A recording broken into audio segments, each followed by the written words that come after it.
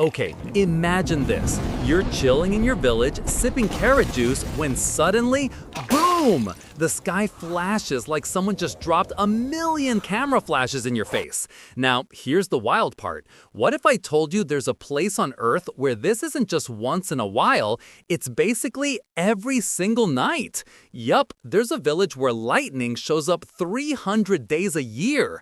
300 days. That's like Mother Nature running a 24/7 rave and forgetting to turn off the strobe lights. For most of us, lightning is that rare, scary thing that makes you unplug your toaster or hide under a blanket. But for these people, it's background noise, like crickets, except the crickets are 10 million volts trying to barbecue the sky. And just so you know, I'm just a dumb rabbit with oversized glasses. I freak out if my microwave sparks, okay? But this village, they're basically living inside the world's angriest disco ball. So what's going on here? Why is lightning obsessed with this one place? And how do people actually live under a sky that won't stop exploding? Trust me, this story is going to shock you, literally. So where exactly is this thunder-happy wonderland? Pack your bags because we're heading to Venezuela, specifically Lake Maracaibo. This giant lake is home to one of the strangest weather shows on Earth, Catatumbo Lightning. Picture a storm that refuses to clock out. While the rest of the world gets thunder once in a while, this place gets lightning almost every single night. We're talking about 260 nights on the low end, sometimes pushing over 300. That's nearly a year of non-stop sky fireworks. Locals even have a name for it, Relámpago del Catatumbo. Sounds romantic, right? Spoiler, it's less candlelight dinner and more industrial strength strobe light. From miles away, the sky looks like someone plugged the clouds straight into a wall socket and forgot to unplug them. At night, fishermen out on the lake don't even need lanterns. The lightning is so bright it paints the water silver, like the moon turned on HDR mode. Imagine trying to sneak out past your curfew here. Good luck, because the sky is literally snitching on you with giant camera flashes. And get this, Wow, pilots can look see at these that storms from over storm. 400 kilometers away. flying right That's like Mother into it. Nature saying, hey, in case you forgot where Venezuela is, here's a neon sign the size of a country. Now, you might think living here would be terrifying, but for the people around Lake Maracaibo, it's just Tuesday night. For them, the world's craziest light show is part of the daily routine. For me, I'd be hiding under a pile of carrots with noise-canceling headphones. Alright, so what's the deal? Why is this lake basically on Zeus's favorite vacation list? Turns out, Lake Maracaibo is like the perfect cooking pot for lightning. First, you've got this giant body of warm water. During the day, the tropical sun heats it up like a soup pot full of carrot stew. Then at night, cooler air rushes down from the Andes Mountains that surround the lake. Hot air from the lake smashes into cold air from the mountains and, boom, instant thunderstorm generator. It's like when you open your freezer while holding a steaming hot pizza. The cold and hot collide, except instead of ruining your dinner, it electrifies the entire sky. And because the geography here traps the air, it's a cycle that just keeps repeating. Warm, moist air rises, cool air drops, clouds get rubbed the wrong way, and the atmosphere decides to cosplay as a Tesla coil. The result? A ridiculous amount of lightning bolts, up to 1.2 million flashes a year. Scientists call this a perfect storm environment. I call it the universe's broken light switch. And the lightning isn't just frequent, it's organized. Most storms happen at the exact same time each evening, usually a couple hours after sunset. Imagine a thunderstorm that's punctual, like it's set an alarm. Okay guys, 7:30, let's go zap some villagers. Here's the crazy part. This natural lightning machine has been running for centuries. Some historians believe indigenous people used the constant flashes as a kind of lighthouse, guiding boats safely back to shore long before electricity was even a thing. Meanwhile, if I see one lightning bolt near my house, I immediately unplug my toaster, my computer, and my soul. Living at Maracaibo, you'd need surge protectors for your surge protectors. So yeah, it's not random bad luck. Lake Maracaibo is basically a natural weather laboratory that just happens to double as a non-stop rave. So you're probably thinking, okay, Rabbit, lots of places have storms. What makes this one so special? Well, buckle up, because Catatumbo Lightning isn't just any old thunderstorm, it's the Beyoncé of thunderstorms. Always booked, always performing, never missing a show. First off, the numbers are insane. On a busy night, scientists have counted up to 280 lightning strikes per hour. That's nearly 5 flashes every single minute. Forget fireworks. This is like fireworks ate a gallon of espresso and decided to flex. Guinness World Records even crowned Lake Maracaibo as the lightning capital of the world. Congrats, Venezuela, you've officially beaten Florida. Sorry, Florida man, you'll have to find another way to stay in the headlines. The brightness is another level. Each flash is so intense that you can see it from up to 400 kilometers away. That means ships out at sea used the lightning as a natural lighthouse for centuries. Imagine navigating the ocean with Mother Nature herself flicking the light switch on and off for you. Left turn here, sailor. And the consistency? Unreal. Most storms happen at roughly the same time every evening, like a Netflix series that never gets canceled. Locals know to expect the show, travelers schedule their visits around it, and scientists geek out because it's basically nature being reliable for once. But don't let the stats fool you. It's not just about numbers. The whole sky becomes this giant glowing theater, clouds lighting up like they're auditioning for a Marvel movie. Honestly, if Thor ever needed a summer home, this would be it. Of course, my dumb rabbit brain can't help but picture the clouds holding little strobe lights, blasting techno music while villagers below are like, yeah, this is fine. Meanwhile, me? I'd be sprinting in circles yelling, the sky's exploding! The sky's exploding! So yeah, Catatumbo Lightning isn't just weather, it's the world's longest running rave, certified by Guinness, powered by science, and occasionally terrifying enough to make you rethink your entire life. Alright, so if your sky is exploding almost every night, how do you even live? Do people just walk around holding giant metal rods like, come at me, Zeus? Surprisingly, life around Lake Maracaibo is pretty normal, at least to the locals. Generations have grown up with lightning as part of the background soundtrack. Kids don't freak out when the sky flashes, fishermen don't pack up their nets, and families don't panic every time the windows rattle. For them, it's Tuesday. For me, it's an instant anxiety attack. Houses in the area are often built with lightning protection in mind. Metal roofs, grounding rods, and reinforced wiring are standard. Basically, every home doubles as a mini fortress against electricity. Imagine calling your electrician and saying, yeah, can you make sure my house can survive being hit by Zeus about 50 times a year? But here's the wildest part. People actually use the lightning as a tool. Fishermen heading out at night navigate by the flashes. They don't need GPS or streetlights. Just look up, wait for the next Skies app, and boom, instant navigation system. It's like Google Maps, but instead of turn left in 200 meters, it's turn left when the heavens explode.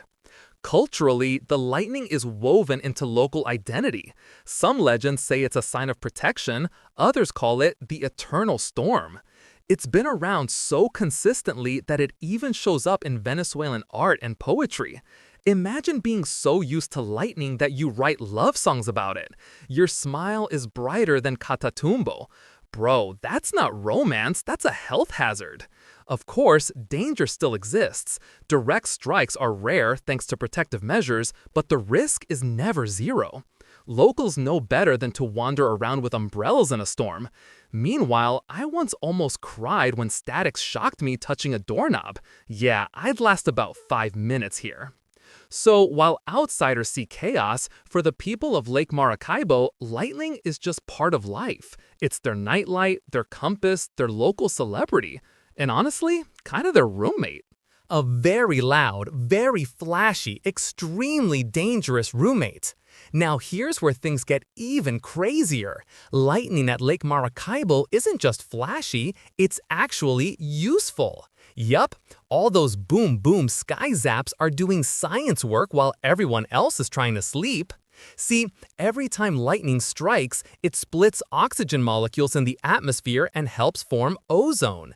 That's right, the same gas that makes up our planet's sunscreen layer. Some researchers believe Catatumbo Lightning contributes a noticeable chunk of ozone to the upper atmosphere. So while I'm sitting here panicking about my fur getting singed, this storm is out here repairing Earth's force field. Talk about multitasking. It also became a natural lighthouse. For centuries, sailors used the glow of these storms to navigate. No GPS, no compass, just a sky that refused to turn off. Imagine being a pirate and your entire stealth plan gets ruined because the clouds keep flashing your location. "Ar matey, we would have stolen that treasure if it weren't for the snitchy sky." Fast forward to today, and the lightning is a tourist magnet. People actually travel from around the world to watch the show, cameras in hand, hoping to snap the perfect shot of the night sky exploding. It's like storm chasing, but instead of running after tornadoes, you just set up a lawn chair and let the lightning come to you. But hey, it's not all perks. With great lightning comes great fire hazards. Strikes can spark wildfires, damage power grids, and fry electronics. If you thought forgetting to buy surge protectors was bad, imagine your entire fridge short-circuiting because Zeus decided to drop by uninvited. And it's not just the machines that suffer, animals get stressed too. Birds change their flight paths and fish behave differently under constant flashes. Meanwhile, dumb rabbit here would probably just develop permanent eye bags from never sleeping in peace again. So yeah, Catatumbo Lightning is kind of a double-edged sword. On one hand, it helps the atmosphere, guides ships, and fuels tourism. On the other, it occasionally sets stuff on fire and ruins your Wi-Fi. Nature really said, here, take some ozone, but also good luck keeping your blender alive. So, let's say you actually move to Lake Maracaibo. What happens after years of living under the sky's version of a rave party? First, sleep. Good luck with that. Imagine trying to get 8 hours while the clouds are basically running a non-stop light show outside your window. Some locals do adapt, like training themselves to ignore thunder the way city people tune out traffic. But outsiders, you'd be lying in bed, wide-eyed, counting flashes instead of sheep. Then there's stress. Constant loud booms and bright flashes can mess with your nervous system. Animals get anxious, and so do humans. Scientists think long-term exposure might even alter how your body handles stress. Basically, you'd either develop Zen master levels of chill or end up twitching every time someone flicks a light switch. The good news? You'd probably become weirdly resilient. Locals don't panic when storms hit, and some even joke they can sleep through anything. Earthquakes, fireworks, you name it. That's like unlocking a new human superpower. Thunder? Meh, wake me when the sky actually falls. But the danger never fully disappears. There's always a tiny chance of a direct or indirect strike. And while you might dodge most of them, all it takes is one bolt to ruin your day, your house, and your carrot garden. So yeah, long-term life here is kind of like dating someone dramatic, exciting, unpredictable, and occasionally dangerous. Me?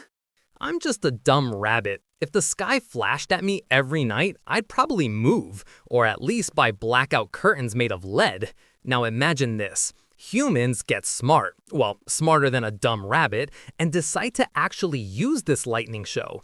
Picture an entire futuristic city built around Lake Maracaibo called Lightning City. Skyscrapers with giant lightning rods on top, sucking up electricity straight from the sky like cosmic straws. No need for power plants, no coal, no nuclear reactors, just endless free electricity delivered daily by Mother Nature herself.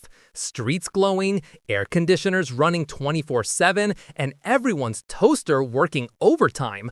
Unlimited power, baby. Except reality check. Lightning is chaotic. You can't exactly schedule it like an Uber.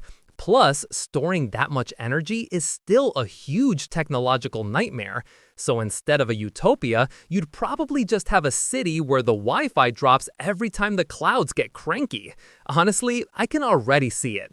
Breaking news: Lightning City lost power again during a lightning storm. The irony would be so strong, it could power my glasses.